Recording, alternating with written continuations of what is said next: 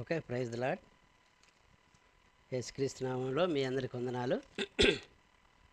ఈరోజు దేవుణ్ణి ఆరాధించడానికి ముందుగా మనం దేవుని యొక్క వాక్యం నుండి 93వ కీర్తన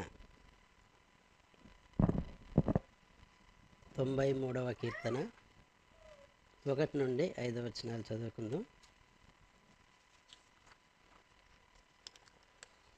నేను ఒక వచనాన్ని చదువుతాను, మీరు ఒక వచనాన్ని చదవండి. యెహోవా రాజ్యం చేయుచున్నాడు, ప్రభావమును ఆయన వస్త్రముగా ధరించి ఉన్నాడు. యెహోవా బలము ధరించి బలముతో నడుము కట్టుకొని ఉన్నాడు. కదలకుండునట్లు భూలోకము స్థిరపరచబడి ఉన్నది.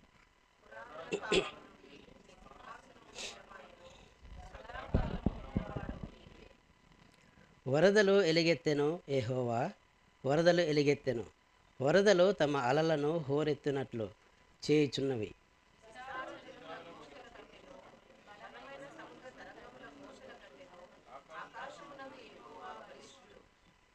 నీ శాసనములో ఎన్నడూనూ తప్పిపోవు. యెహోవా ఎన్నటెన్నటికీ పరిశుద్ధతయే నీ మందిరమునకు అనుకూలము. దేవుని యొక్క సన్నిధి కోసం ప్రార్థించుకుందాం. మహోన్నతుడా, సర్వాధికారి అయినటువంటి దేవవందనాలు తండ్రి, నీ యొక్క ప్రేమ చేత మాకు ఇచ్చినటువంటి ఈ యొక్క గొప్ప రక్షణ బట్టి వందనాలు తండ్రి. నీ యొక్క పరిశుద్ధ మందిరంలోకి మమ్మల్ని ఆహ్వానించినటువంటి దాన్ని బట్టి వందనాలు నాయన. మరి ఈ సమయంలో నీ యొక్క వాక్యాన్ని మేము ధ్యానిస్తుండగా సాయం చేయండి. ఎన్నికలైనటువంటి నన్ను దేవా, మరి నీ యొక్క ప్రేమ చేత నిలబెట్టిన విధాన్ని బట్టి వందనాలు దేవా. నీ యొక్క మాటలు నాకు అనుగ్రహించండి. ఈ లోక జ్ఞానం కాదు ప్రభా, నీ యొక్క ప్రేమను బట్టి నాయన మాకు కావలసినటువంటి మాటలు ఇస్తారని యేసు నామములో ప్రార్థిస్తున్నాను తండ్రి, ఆమేన్.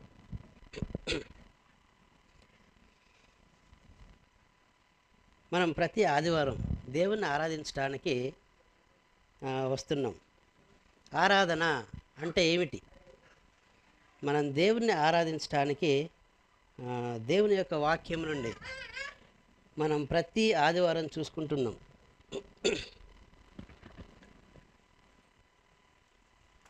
అంటే ఆరాధన అంటే యేసుక్రీస్తుని మన దేవుడిగా అంగీకరించాలి ముందుగా.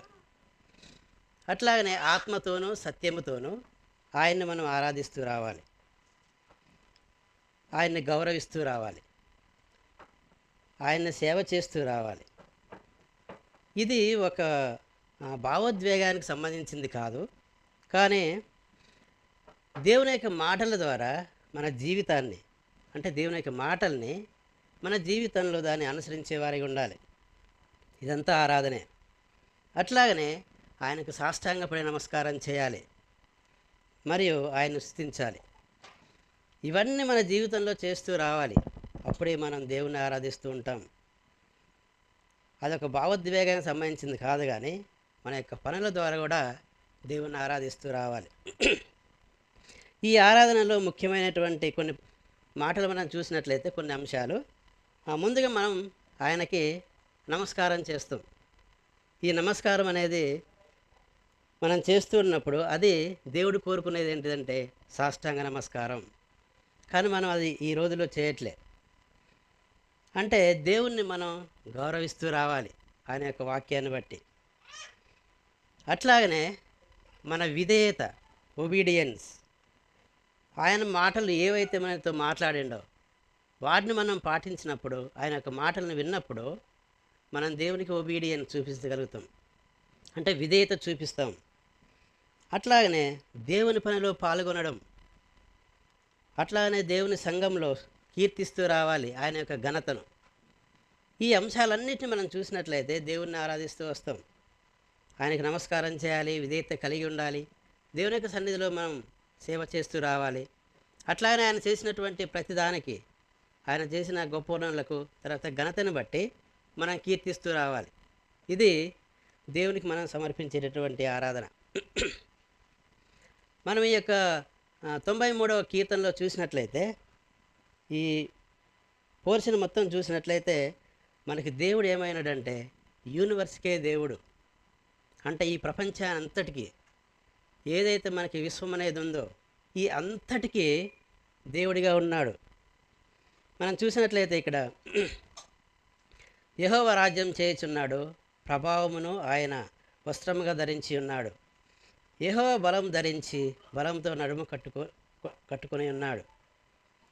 కదలకుండానట్లు భూలోకము స్థిరపరిచి ఉన్నది. అట్లాగనే మనం చూసినట్లయితే సదాకాలము ఉన్నవాడవు నీవే అని చెప్తున్నాడు. దేవుడు మనకి సదాకాలం ఉన్నటువంటి దేవుడు. ఈ భూమి పునాదులు వేయబడక ముందే దేవుడు ఉన్నాడు. ఆయనకి స్టార్టింగ్ పాయింట్ అనేది మనకు తెలియదు, ఎందుకంటే ఆయన ద్వారా మనం సృష్టింపబడ్డాం కాబట్టి. ఆ సృష్టి అనేది జరిగిన తర్వాత ఆయన అంతకు ముందే ఉన్నాడు. అట్లానే ఆయనకి అంతం లేదు అని చెప్తున్నాడు. అంటే ఈ సమస్తాన్ని సృష్టించినటువంటి దేవుడు మనతో సదాకాలం ఉన్నటువంటి దేవుడు. ఆయన ఎప్పటికీ మనతో ఉండేటటువంటి దేవుడు. అట్లాగనే మనం ఇంకా చూసినట్లయితే ఆయన చాలా బలిష్ఠుడు అని చెప్తున్నారు ఇక్కడ. విస్తార జలముల ఘోష కంటెనో, బలమైన సముద్ర తరంగముల ఘోష కంటెనో ఆకాశము నందు యెహోవా బలిష్ఠుడు అనింది. మనం చూస్తున్నాం బయట ఒక చిన్న గాలి వస్తే కొన్ని ఇళ్ళు కూడా కొట్టకపోతున్నాయి. అట్లాగనే వర్షాకాలంలో కొన్ని ఇళ్ళు మొత్తం తీసుకెళ్తూ ఉంటాయి. అంటే వాటి యొక్క బలాన్ని మనం చూసినప్పుడు వాటికి చాలా బలం ఉందని మనకి అర్థమవుతూ ఉంటుంది. ఒక భూకంపం వస్తే అన్ని ఇళ్ళు పడిపోతూ ఉంటాయి. అంటే ఇట్లాంటి ఆ శక్తిని మనం చూసినప్పుడు మనకి అదే చాలా బలమైంది అనుకుంటాం. కానీ అంతకన్నా గొప్పవాడు మన దేవుడు, అంటే బలిష్ఠుడు అని చెప్తున్నాడు ఇక్కడ. అట్లాగనే నీ శాసనములు ఎన్నడూ తప్పిపోవు, యెహోవా ఎన్నటెన్నటికీ పరిశుద్ధతయే నీ మందిరమునకు అనుకూలము అనుంది. ఇక్కడ పరిశుద్ధ గురించి మాట్లాడినప్పుడు దేవుడు మనకొక గోల్ ఇచ్చాడు. ఏంటంటే ఒక గమ్యాన్ని ఏర్పరిచాడు. అదేంటిదంటే పరిశుద్ధత. మనం దేవుణ్ణి ఎరిగిన తర్వాత మన జీవితాలు అనేటి ఆ పరిశుద్ధతకి డెడికేట్ చేసుకోవాలంతే. Dedicate to God and morality clean అని చెప్పాడు. అంటే మనలో ఉన్నటువంటి తలంపులైనా మన యొక్క క్రియలైనా ఏదైనా ఆ పరిశుద్ధతలోకి వెళ్ళాలి. దేవుడు పరిశుద్ధుడు అని మనం లేవీకాండంలో చూస్తాం. మీరు పరిశుద్ధులు మీరు you must be a holy because I the Lord of your God I am holy అని చెప్పాడు. అంటే మీరు పరిశుద్ధులై ఉండాలి. ఎందుకు అంటే నేను పరిశుద్ధుడిని కాబట్టి మీరు పరిశుద్ధులై ఉండాలి అని చెప్పాడు. అంటే మనకిచ్చినటువంటి ఆ గమ్యం ఏంటంటే, చివరికి వెళ్ళే గమ్యం అది పరిశుద్ధమైనటువంటి ప్లేస్, హోలీ ప్లేస్. మరి ఆ హోలీ ప్లేస్లోకి వెళ్ళాలంటే మనం ఇక్కడ ఆ హోలీలోకి వెళ్ళాలి. కానీ మన యాక్టివిటీస్ అయినా తర్వాత మన థింకింగ్ అయినా అది క్లీన్గా లేదనుకో, అంటే అపరిశుభ్రంగా ఉందనుకో, మనం అక్కడికి వెళ్ళలేం. చాలామంది దేవుని అడిగినటువంటి వాళ్ళు ఆ పరిశుద్ధమైన స్థలంలోకి వెళ్ళట అక్కడ ఉండలేక మళ్ళీ తిరిగి వస్తారట, అంటే నరకంలోకి వెళ్ళిపోతారు. అంటే దాన్ని భరించలేం మనం ఆ హోలీనెస్లోకి వెళ్ళిన తర్వాత. కాబట్టి మనకున్నటువంటి ఆ ముఖ్యమైన గోల్ ఏంటిదంటే మన జీవితాన్ని పరిశుద్ధంగా ఉంచుకోవడం. కాబట్టి ఆ పరిశుద్ధతను బట్టి మనం ప్రార్థన చేయాలి, మనం ఆ దేవుణ్ణి ఆరాధించాలి మనకిచ్చినటువంటి ఆ గమ్యానికి. అట్లాగనే మనం చూసినట్లయితే 145 అధ్యాయంలో చూస్తే దేవుని యొక్క లక్షణాలని మనం కొన్ని ధ్యానం చేస్తాం, తర్వాత ఆరాధనలోకి వెళ్తాం. మనం అన్నీ చెప్పుకోవడానికి ఇక్కడ టైం సరిపోదు, కానీ కొన్ని చూద్దాం. 145వ కీర్తనలో మనం చూసినట్లయితే ఇక్కడ రాజువైన నా దేవా నిన్ను ఘనపరిచెదను, నీ నామమును నిత్యము స్తుతించెదను. అట్లానే మనం చదివినప్పుడు 8, 9వ వచనంలోకి వచ్చిన తర్వాత యెహోవా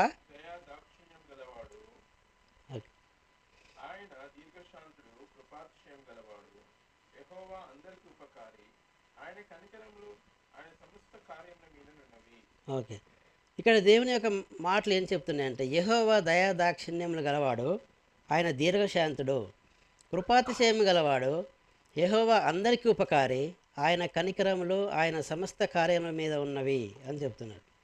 అంటే దేవుడు దయ కలిగినటువంటి వాడు, అట్లనే దయాదాక్షిణ్యములు, తర్వాత దీర్ఘశాంతుడు, కృపాతిశయములు కలవాడు అని చెప్తున్నాడు. ఆయనలో మనకి దయ దొరికిద్ది. ఈ లోకంలో మనం జీవిస్తున్నప్పుడు అలాంటి దయను మనం చూడలేకపోవచ్చు, కానీ దేవుడు మనకి ఆ దయనిస్తాడు.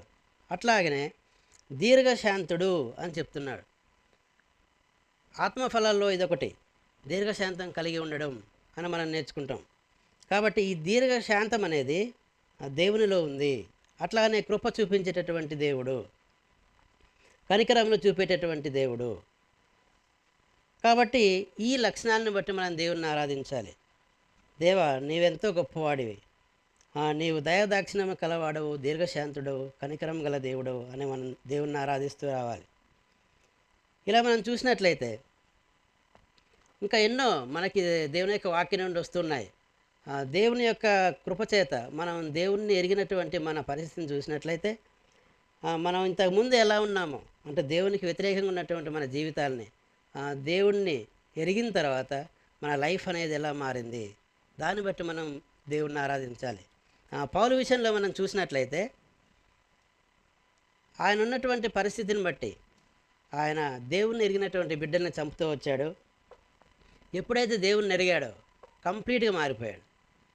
అట్లాగనే పేతురుని చూసినప్పుడు ముందు ఎన్నో అబద్ధాలు చెప్తూ వచ్చాడు పేతురు. ఆయన తీసుకున్నటువంటి నిర్ణయాలు ఒకటి ఫాస్ట్గా ఉంటాయి, కానీ ఎప్పుడైతే దేవుడు మళ్ళీ రిజరక్షన్ అయ్యిండో, అంటే ఆ పునరుద్ధానం చెందిన తర్వాత కంప్లీట్గా మారిపోయాడు పేతురు. ఆయనకి తన ప్రాణాన్ని ఇస్తూ వచ్చాడు. పేతురు చివరికి తలకిందులుగా సిలువ వేయబడ్డాడట. అంటే అంత ఒబీడియన్స్ చూపిస్తూ వచ్చాడు. కాబట్టి మన జీవితంలో మనం దేవుని ఎరిగిన తర్వాత ఎంతవరకు ఒబీడియన్స్ చూపిస్తున్నాం మనం, దాన్ని బట్టి కూడా మనం ప్రార్థన చేస్తూ రావాలి, ఆరాధిస్తూ రావాలి. అట్లానే దేవుడు కనికరం గల దేవుడు అని మనం వింటూ వచ్చాం. మనం చూసినట్లయితే దేవునికి ఇప్పుడు మనం మాట్లాడుకున్న దానికి ఆపోజిట్లో కూడా ఉంటుంది. 94వ కీర్తనలో మనం చూసినట్లయితే 94. సో ఈ చాప్టర్ మనం చదివినట్లయితే దీంట్లో this is the dark side of the God character అంటారు అనమాట. అంటే ఆయన కనికరం చూపేటటువంటి దేవుడు, అట్లాగనే ప్రతీకారం చేయ దేవా అని ఉంది ఇక్కడ. యెహోవా ప్రతీకారం చేయు దేవా, ప్రతీకారం చేయు దేవా ప్రకాశింపుము అని ఉంది.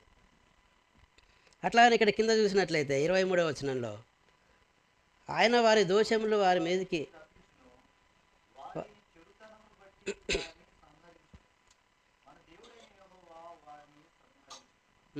ఇక్కడ దేవుని యొక్క క్యారెక్టర్ మనం చూసినట్లయితే ఇక్కడ ఏముందంటే వారి చెడుతనమును బట్టి వారిని సంహరించును, మన దేవుడైన యెహోవా వారిని సంహరించును అని ఉంది.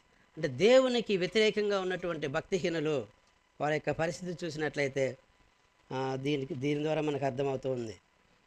దేవుణ్ణి వెరిగి కానీ మన యొక్క జీవితాల్లో దేవునికి మనం విధేయత చూపించలేకపోతే మనం అక్కడే ఉంటాం.